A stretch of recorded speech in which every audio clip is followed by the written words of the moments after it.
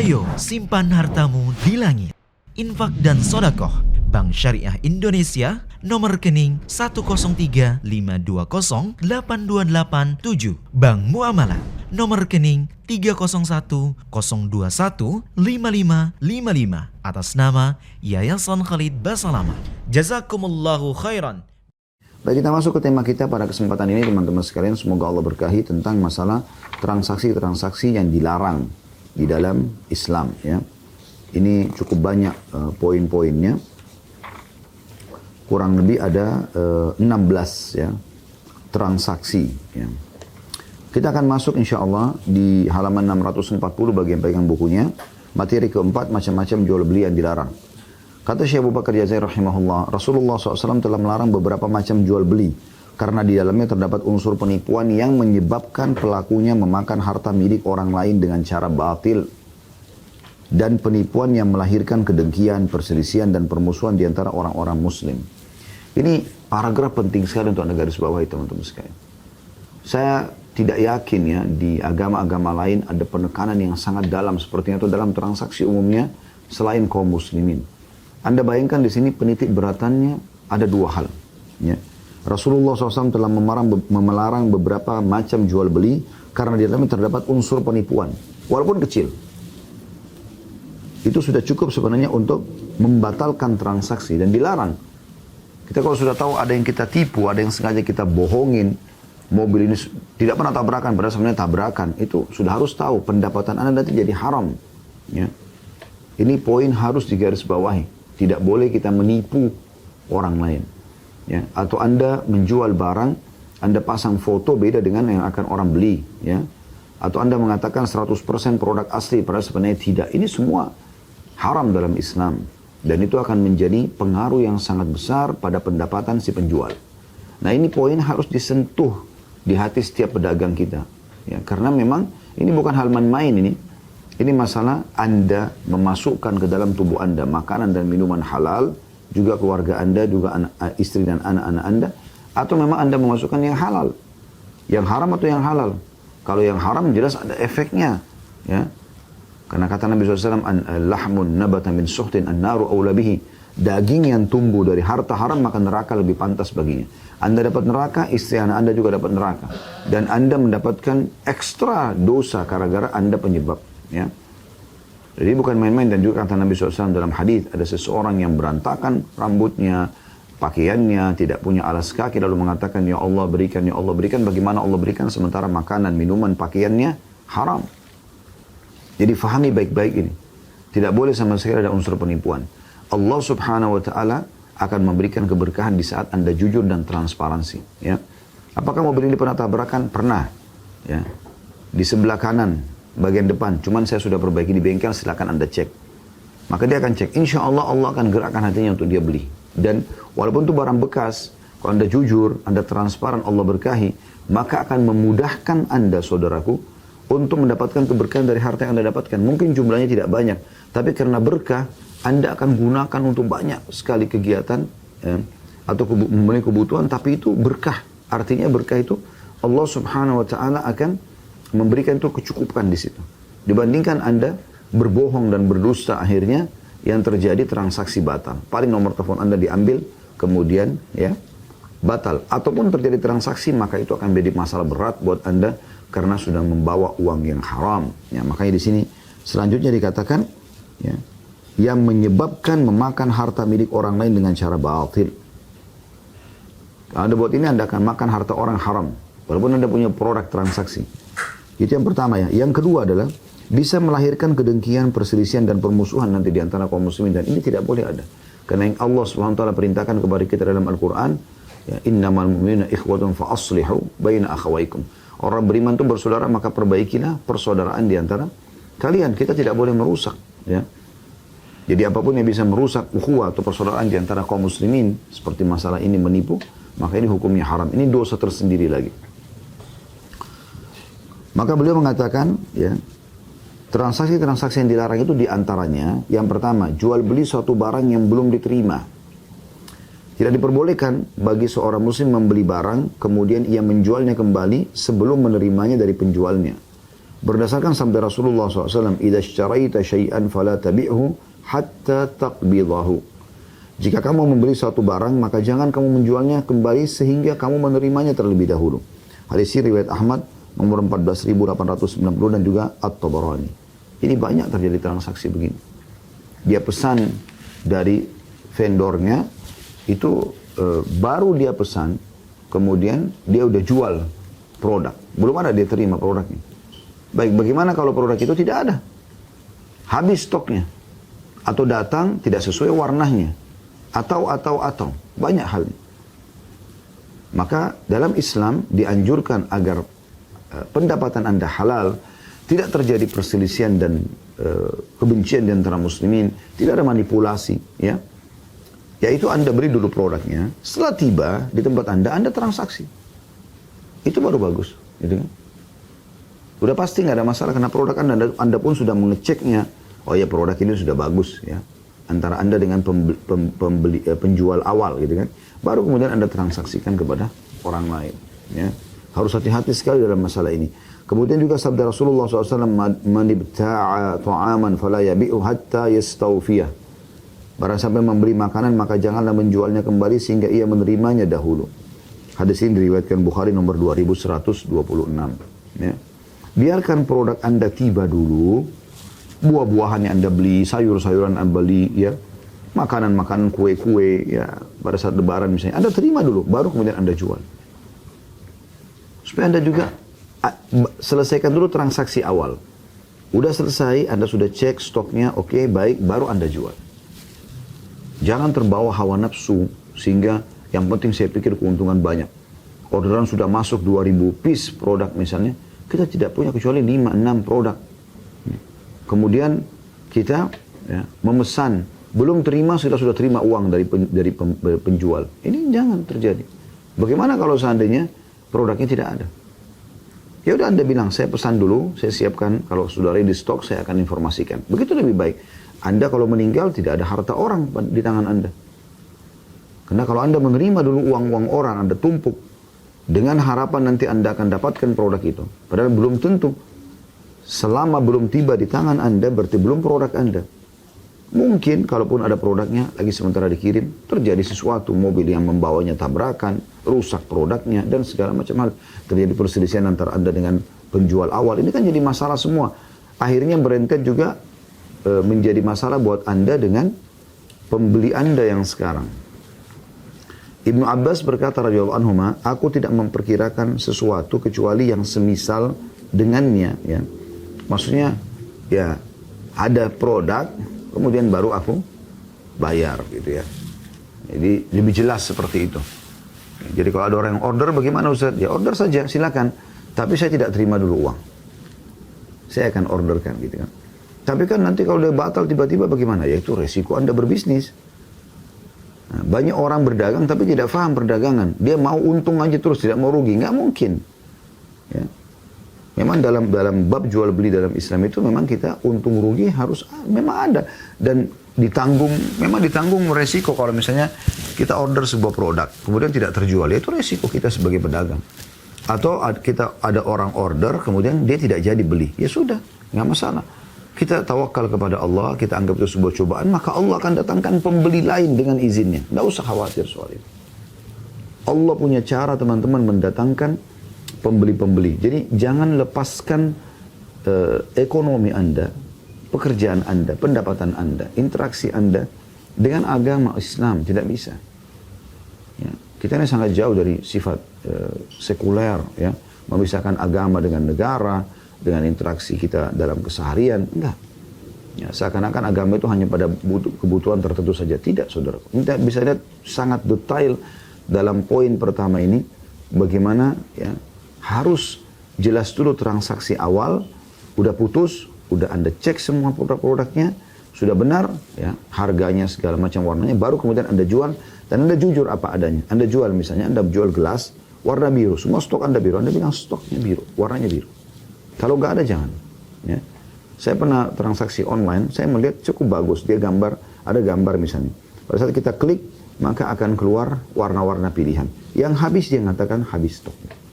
Ini kan bagus, transparansi, ya. Sehingga orang nanti membeli produk yang memang ya yang ada dan dia sudah tahu dia bayar, dia ridho dengan itu. Juga pernah saya temukan ada beberapa penjual yang dia pikir yang penting stoknya dia laku. Pada saat orang pesan misalnya 10 piece barang dengan model dan warna tertentu misalnya, anggaplah warna hitam semuanya. Karena dia punya 9 produk saja, gitu kan. Maka satu produk warnanya lain, misalnya putih.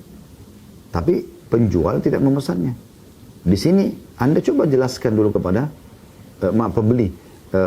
Ya penjual tidak menjelaskan kepada pembeli, dijelaskan dulu. Penjual telepon pembelinya atau melalui medsos misalnya, kalau produk yang warna ini cuma ada jumlahnya sekian, maka kami akan kirim sesuai dengan jumlah ini, kecuali Anda berminat untuk kami genapkan 10 dengan satu warna putih, setelah yang 9 ada warna hitam. Kalau dia ridho, selesai. Ingat, keberkahan yang terpenting. Keberkahan. Ya, bagaimana seorang muslim mendapatkan keberkahan dari hasil transaksinya. Karena Allah ridho dengan transaksi tersebut. Yang kedua yang tidak boleh, ya, jual beli barang yang sudah dibeli oleh muslim lain. Tidak diperbolehkan bagi seorang muslim membeli satu barang yang telah dibeli saudaranya sama muslim. Misalnya, saudaranya membeli satu barang dengan harga 5 dirham. Lalu seorang muslim berkata kepada penjualnya, kembalikan uang itu kepadanya, niscaya aku akan membeli barang itu darimu seharga 6 dirham. Berdasarkan sabda Rasulullah SAW, La yabi' ba'dukum ala bai'i ba'd. Janganlah seseorang yang telah kamu membeli barang yang telah dibeli oleh orang lain. Hadits ini diriwayatkan oleh Bukhari nomor 2165 dan Muslim 1412. Ini juga transaksi yang biasa kita lihat ya. Semoga Allah selamatkan kaum muslimin dari hal-hal yang haram seperti ini. Jadi kalau ada misalnya contoh, ini supaya mudah difahami. Anda masuk ke satu toko pakaian dan Anda tertarik dengan sebuah baju. Ya. Lalu kemudian Anda mengambil, Anda mau coba, ya, bagus ternyata gitu kan. Tiba-tiba ada orang yang datang menyukai produk yang sama, tapi sudah tidak ada stoknya. Ya. Di sini jadi haram kalau calon pembeli kedua tiba-tiba bilang sama penjual, berapa sih harganya tadi itu? 200 ribu. Baik, batalin aja transaksinya. Saya akan bayar 250 ribu. Maka di sini haram hukumnya penjual membatalkan transaksi sama pembeli pertama hanya karena mengejar keuntungan yang dijanjikan. Dia berdosa kalau dia batalkan itu, dan juga berdosa ya orang yang menawar produk saudaranya itu. Ya, tidak boleh sampai dia membatalkannya. Sampai dia membatalkan. Termasuk adab sederhana sebenarnya adalah kalau ada saudara kita lagi memegang baju, jangan kita tiba-tiba nyerobot untuk mengambilnya gitu. Kecuali dia sudah meletakkannya, dia tidak mau membeli, baru ada adabnya, boleh Anda mengajukan diri untuk membeli produk tersebut. Nah ini juga poin penting untuk digarisbawahi ya. Ini terjadi pada semua jenis transaksi seperti orang beli rumah, beli tanah, beli mobil, beli kendaraan lah secara umum ya. Beli apa saja ya. Kalau sudah terjadi transaksi, jangan kita ya, masuk sampai transaksi itu batal. Yang ketiga, yang dilarang adalah jual beli sesuatu dengan sistem najash. Ya. Atau dalam kurung, jontrot. Ya. Ada putuan nomor 1324 di bawah. Najash menurut bahasa ialah melepaskan binatang buruan dari kandangnya dengan maksud untuk diburu. Dan menurut syariat ialah menawar suatu barang dengan harga yang lebih tinggi tanpa bermaksud membelinya, melainkan supaya para penawar tertarik dan menawarnya dengan harga yang lebih tinggi. Ini mirip dengan di pegadaian biasanya. Ya, mudah-mudahan ini tidak terjadi di antara muslimin, tapi ini ada kasus di lapangan. Jadi kalau pada saat dia mau menggadai sebuah produk, dia udah meletakkan beberapa orang di situ, ya, di ruangan gadaian itu, yang mereka bukan pembeli sebenarnya, tapi orang-orang pegadaian itu. Jadi misalnya pada saat dia buka rumah ini, saya akan buka harga dengan 1M misalnya. Maka siapa yang mau tawar lebih? Tiba-tiba ada orangnya dia juga ya, yang di sana mengatakan 1,1. Supaya orang-orang yang bukan, tidak ada hubungannya sama si penjual ini, itu tertarik, oh ternyata ada yang tertarik nih. Nanti ada lagi orangnya dia bicara, oh saya 1,2. Ya 1,2, siapa yang bisa lebih? Terusnya begitu. Jadi dia seperti melelang. Tapi sebenarnya yang sedang menawar produk itu adalah teman-teman dia sendiri. Teman-teman si penjual gitu. Nah, ini namanya transaksi najash. Ya. Kata beliau, tidak diperbolehkan bagi seorang muslim menawar barang tanpa bermaksud membelinya. Tujuannya hanya supaya para penawar yang lainnya mengikuti untuk menawar tinggi, sehingga mereka tertipu untuk membelinya. Sebagaimana tidak diperbolehkan juga bagi seorang muslim berkata kepada pembeli yang hendak membeli satu barang, barang ini dibelinya dengan harga sekian. Dengan maksud supaya pembeli tertipu, baik hal itu dilakukannya karena bersekongkol dengan sahabatnya atau tidak. Jadi kayak misalnya ada penjual toko baju nih, dia mau jual baju gitu. Masuklah seorang pembeli, di situ misalnya harganya baju itu 1 juta rupiah, misal contoh. Kemudian, ya, tentu harga barang itu tidak seperti itu, sudah ada keuntungannya. Datanglah seorang pembeli yang dia melihat baju itu, dia suka tapi bimbang dengan harga, sepertinya harganya mahal. Lalu kemudian penjual ini punya seorang teman yang sengaja masuk ke toko, seakan-akan dia pembeli lain. Kemudian dia melihat baju tersebut seperti terkagum-kagum, kemudian dia mengatakan, berapa baju ini 1 juta? Oke, kalau bapak ini tidak jadi saya aja yang beli, karena saya suka misalnya. Sebenarnya dia tidak mau beli, dia hanya mau supaya pembeli awal ini membeli baju tersebut. Jadi tidak ragu lagi dengan harga. Ternyata ini unlimited nih, nggak ada lagi. Ya, kalau nggak dibeli sekarang maka akan diambil sama ini. Jadi penjual akan mengatakan bagaimana Anda mau beli, kalau enggak ini ada pembeli lain nih. Ya, akhirnya pembeli yang pertama tertarik untuk membeli. Ini tidak boleh sama sekali. Berdasarkan keterangan yang dituturkan oleh Ibnu Umar radhiyallahu anhu, naha Rasulullah sallallahu alaihi wasallam anin najash, ya. Rasulullah SAW melarang jual beli dengan sistem najash. Hadis Bukhari nomor 2142. Ya. Juga sabda Rasulullah SAW, wala tanajashu, dan janganlah kalian melakukan jual beli dengan sistem najash. Hadis riwayat Bukhari 2140, Muslim 1515. Ini transaksi yang ketiga, ya. Transaksi najash. Sengaja merekayasa pembeli yang kedua untuk supaya pembeli pertama membeli produk tersebut, ya. Kemudian yang keempat, jual beli barang yang diharamkan dan barang najis. Barang yang dasarnya haram tidak boleh dijual, ya, atau barang yang najis. Kata beliau, tidak diperbolehkan bagi seorang muslim menjual barang yang diharamkan, barang najis serta barang yang membawa kepada sesuatu yang diharamkan. Jika tidak diperbolehkan baginya jual beli minuman keras, daging babi, lukisan, ya, lukisan yang makhluk hidup, ya, bangkai, patung. Bangkai maksudnya selain hewan laut, ya, hewan air. Kan hewan air boleh, ya, ikan yang mati segala macam itu boleh. Tapi darat, udara, ya, bangkai, patung-patung dan anggur kepada seseorang yang dijadikannya, yang akan menjadikannya sebagai minuman keras. Kita boleh jual anggur, tapi jangan jual hasil panen pabrik anggur, kebun anggur kita kepada pabrik minuman keras misalnya, ya. Ini semua tidak dibolehkan. Hal itu berdasarkan sabda Rasulullah SAW, Inna Allah harrama bai'al khamri wal maitati wal khinziri wal asnam. Sesungguhnya Allah telah mengharamkan jual beli minuman keras. Semua jenis minuman keras termasuk narkotika di sini, ya. Bangkai, semua bangkai kecuali bangkai lautan, air, ya. Karena ikan, cumi, udang, segala macam ini boleh saja karena di air. Sesuai dengan sabda Nabi SAW, ya, sesungguhnya waktu ditanya tentang masalah air, lautan dan sungai, beliau mengatakan, Hillu maitatu tahurum ma'uhu, ya. Bangkainya halal dan juga airnya suci, gitu. Tapi yang darat, yang udara ini nggak boleh bangkai. Kemudian daging babi juga berhala. Ini semua hukumnya haram ditransaksikan. Hadis ini sahih riwayat Bukhari nomor 2236 dan Muslim 1581. Juga sabda Rasulullah SAW, la'anallahu al-musawwirin, Allah melaknat para pelukis, ya. Hadis ini diriwayatkan oleh Bukhari nomor 5347. Artinya yang melukis manusia, hewan-hewan yang bernyawa ini, ya. Tapi kalau lukisan itu bangunan, kendaraan, segala macam itu masih ada ulama yang membolehkan. Juga sabda Rasulullah SAW, man habasal inaba ayyamal qitafi hatta yabi'aha min yahudi aw nasrani aw mimman yattakhiduha khamran faqad taqahhamal nar ala basira. Barang siapa menanggung anggur pada saat musim panen sehingga dia bisa menjualnya kepada orang Yahudi atau orang Nasrani atau orang yang akan menjadikannya sebagai minuman khamar, maka dia telah menceburkan dirinya ke neraka secara terang-terangan. Ya. Jadi kalau ada orang muslim yang mau beli anggur, atau orang umumnya memang makan gitu kan, dia tahan, dia nggak jual. Dia tunggu, ya, pabrik minuman keras misalnya. Atau ada orang non-muslim, Yahudi atau Nasrani yang datang, yang sengaja memang dia beli anggur bukan untuk dia makan. Kalau untuk makan halal kita transaksi. Tapi kita sudah tahu dia akan perah di rumahnya atau dia akan jadikan untuk khamr. Dia bilang, ini saya mau beli anggur ini untuk saya jadikan minuman keras misalnya. Walaupun dia pribadi, ditaruh di sebuah botol, ditanam di tanah lah, atau menggunakan alat apa, mungkin dengan teknologi sekarang.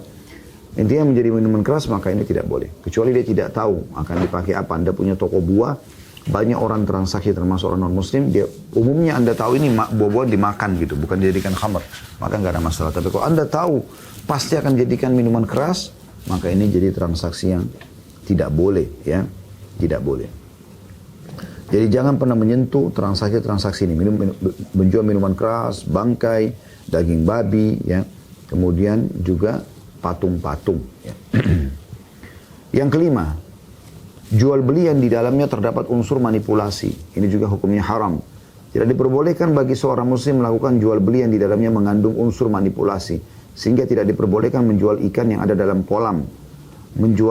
Sini maksudnya menjual ikan dalam kolam ini kalau ikan itu memang niatnya mau dimakan sama ininya ya, sama orangnya. Jadi dikeluarkan dulu ikan itu, diperlihatkan, oh iya ini ikannya. Kemudian baru ikan itu diproses misalnya kalau dia mau makan ya. Saya pernah masuk satu restoran begitu, ikannya masih hidup. Ya, kemudian ditangkap dulu, dikeluarkan, diperlihatkan. Karena bahkan kadang-kadang ditimbang dulu kan. Nah, setelah itu kita oke, baru diproses untuk masak ya. Kalau mau makan, tapi kalau Anda beli ikan dengan niat memang ingin taruh di akuarium di rumah, ini nggak ada masalah. Membeli ikan dalam kolamnya. Nah, tapi yang lebih jelas dalam poin ini adalah misal ada orang ingin membeli ikan 10 ekor ikan di dalam sebuah tambak. Ya. Dia tidak lihat, penjualnya cuma mengatakan di sini ada 10 ekor ikan. Harganya satu ikan Rp30.000. Langsung dia bayar, 10 ekornya Rp300.000 misalnya. Ini tidak boleh karena dia belum lihat mana ikannya. Apalagi kalau kolam itu dalam kondisi kotor ya. Tidak nampak. Nah ini termasuk yang dilarang dalam masalah ini. Juga menjual bulu domba yang masih melekat di punggung domba. Ya. Jadi harusnya bulunya dicukur dulu. Setelah dicukur baru ditimbang atau diproses ya. Ya kalau masih melekat di tubuh domba belum bisa. Gitu. Kemudian juga menjual janin binatang yang masih ada dalam perut induknya. Karena kalau kita beli sapi atau kambing atau unta yang lagi hamil, ya sudah kita transaksi induknya. Di perutnya itu bukan harus transaksi secara khusus karena dia masih belum keluar. Ya. Jadi bisa saja dia mati dalam perut. Kemudian menjual air susu binatang yang masih ada dalam ambingnya, harus diperah dulu ya. Juga menjual buah-buahan sebelum matang ya. Kalau buah-buah ini tidak layak dimakan saat dia belum matang. Seperti di Indonesia kan kadang-kadang mangga mengkal ya dipakai buat rujak, itu nggak ada masalah. Karena memang bermanfaat dimakan oleh orang. Tapi seperti contoh orang menjual misalnya nangka masih mentah ya, atau durian masih mentah, tidak semua orang makan itu. Walaupun misalnya dikatakan ini kecuali dia bilang begini ya, penjualnya mengatakan ini ada durian tapi belum matang, mungkin masih butuh 2-3 hari, dan dia benar dengan bahasa itu sesuai dengan pengalaman dia. Lalu penjual ridho membelinya, maka tidak ada masalah. Tapi kalau Anda sengaja ya, menjual, saya pernah masuk di toko buah begitu, dia packing buah-buahan, mungkin dari 6 piece atau 8 piece yang ditaruh di situ, itu ada yang diselipkan yang rusak misalnya. Ya. Atau mungkin dari 6 potong apel, 6 buah apel, 6 manggis misalnya, 5 bagus, 1 tidak bagus. Atau 1 masih mentah. Ini nggak boleh ada unsur manipulasi. Ya, gitu. Orang mau tidak mau ambil karena sudah di packing gitu. Lalu diiming-imingkan dengan harga. Juga menjual biji-bijian sebelum keras, ya. Artinya belum terbentuk menjadi sebuah biji. Juga menjual barang tanpa diperbolehkan melihat. Ya, saya pernah gitu, ada satu orang menawarkan saya waktu itu di Surabaya ya. Beli handphone, 1 dus isinya 50 handphone, tapi tidak boleh diperiksa. Nasib-nasiban, harganya sekian. Ya. Saya lupa berapa, 12 juta atau 15 juta. Bayar, nanti habis itu nasib-nasiban. Dari 50 handphone itu ada yang bagus, ada yang enggak. Gitu. Ini tidak boleh. Memang harus Anda beli, Anda cek. Ya. Karena ini ada gharar, ada merugikan satu dari dua pihak. Kemudian membolak-balik atau di sini dikatakan menjual barang tanpa diperbolehkan melihat, membolak-balik atau memeriksanya. Ketika barangnya ada pada penjualnya atau tanpa menjelaskan sifat, jenis dan beratnya ketika barangnya tidak ada pada penjualnya. Berdasarkan sabda Rasulullah SAW, la tasyarus samaka fil ma'i fa innahu gharar. Janganlah kamu membeli ikan yang masih ada dalam air karena hal itu mengandung unsur manipulasi. Ya. Hadis ini hadis diriwayatkan Imam Ahmad nomor 3667. Keterangan yang dituturkan juga oleh Ibnu Umar radhiyallahu anhu, naha Rasulullah sallallahu alaihi wasallam an yuba'a tamrun hatta yut'ama aw sufun ala dhahrin aw labanin fi dhar'in aw samnun fi laban. Rasulullah SAW melarang kurma dijual sebelum ia dapat dimakan, atau bulu domba yang masih melekat di punggung domba, atau air susu yang masih berada di dalam ambingnya, atau samin dalam kurung mentega yang masih berupa air susu. Anda boleh beli seakan-akan dia susu, tapi tidak boleh Anda beli seakan-akan dia mentega atau samin, karena belum dibentuk, belum menjadi menteganya. Hadis ini diriwayatkan Baihaqi jilid 5 halaman 340, Ad-Darul Qutni di jilid 3 halaman 14 tentunya ya. Nah, di sini kita bisa lihat Nabi SAW melarang menjual kurma sebelum layak dimakan. Ada satu hal yang saya lihat sedikit mengganjal, dan ini umumnya orang-orang kita gitu. Pada saat lagi pergi haji dan umroh, entah siapa yang menanamkan ke mereka, kalau mengkonsumsi kurma yang hijau, belum matang sama sekali gitu, itu menambah stamina, terutama bagi laki-laki, untuk menambah kesuburan dan segala macam. Yang uniknya, ini tidak dikenal sama sekali, informasi ini di tengah-tengah orang-orang Arab yang memang tiap hari mereka bisa makan kurma. Ya, di Madinah sama Makkah tiap hari sepanjang tahun bisa temukan kurma gitu. Ini informasi yang keliru karena memang kurma yang warna hijau belum ada satupun orang yang makan. Gitu. Tapi karena diiming-imingkan kalau ini akan memberikan manfaat, maka orang membelinya. Kalau dia sudah pindah ke warna kuning atau merah atau sudah matang total, coklat ataupun coklat tua ataupun merah ya, atau hitam, nah itu berarti sudah layak konsumsi. Nabi SAW melarang transaksi seperti ini. Ya. Begitu juga dengan domba yang masih melekat bulu dombanya di tubuhnya, ya, air susu yang masih ada pada embingnya, dan juga susu yang masih belum berubah, mentega yang masih dalam bentuk susu. Kemudian juga keterangan dalam riwayat lain, naha Rasulullah SAW an bai'ith thamrati hatta tuzhiya, qala, dalam kurungnya, kemudian qalu wa ma tuzhi, qala tahmar, faqala idza mana'a Allahu thamrata fabima tastahillu mala akhik. Rasulullah SAW melarang menjual buah-buahan sebelum matang. Ibnu Umar berkata, para sahabat bertanya kepada Rasulullah SAW, apa yang dimaksud dengan matang? Kata Nabi SAW, yang dimaksud dengan matang di sini adalah sudah memerah atau berubah warna, memang orang kenalnya itu matang. Kalau kuning misalnya, orang tahunya kuning itu sudah matang, ya sudah gitu kan.